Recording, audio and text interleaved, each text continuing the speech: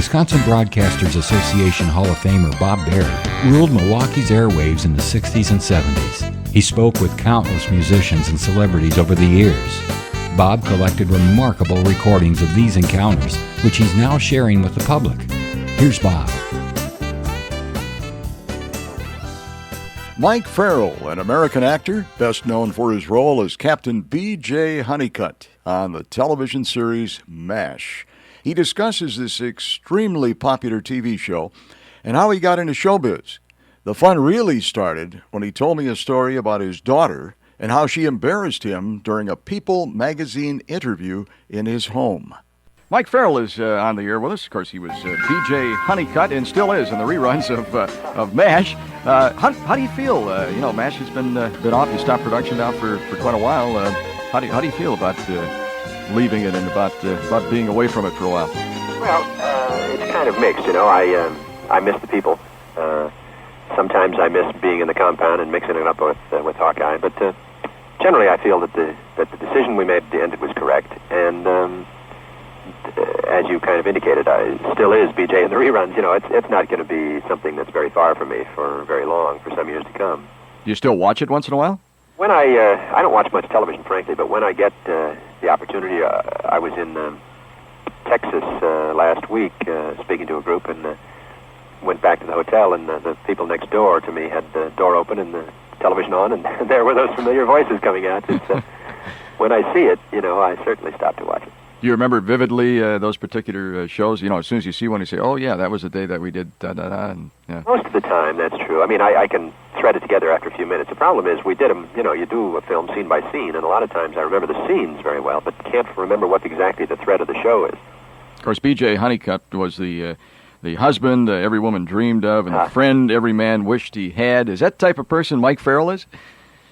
Well, that's sort of fulsome, I liked B.J. I think he's a terrific guy, and I suppose you draw from yourself to create a character, so to some degree we're alike, but I don't want to put myself in that kind of position.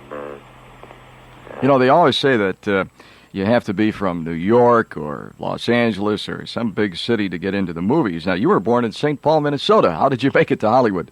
Oh, well, actually, it was very easy. I went with my folks who moved there when I was very young. Oh! But, if you look down the list of most of the successful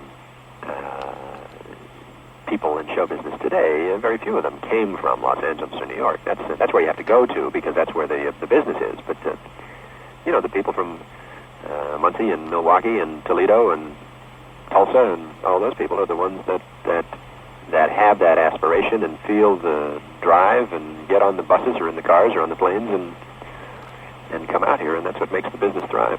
You had kind of a competitive relationship with Alan Alda, didn't you? Well, an interesting relationship. My sense of it was that Hawkeye and BJ could find a way to have a supportive kind of competition, one that didn't say, I'm trying to tear you down in order to be better than you are, but one that we kept reminding each other that we were human and that we had fallibilities, and yet at the same time there was that sort of underpinning of admiration and respect that ran through it. So it was the fun kind of competition, the kind I like. I really got a chuckle out of something I'd read at one time about you coming home and finding that the family can put you into reality real fast. You were being interviewed at home. Do you remember that story? My daughter? Yeah. Yeah, that was it was great. It's kind of the way you stay in touch. You want me to tell the story? Yeah, tell the story.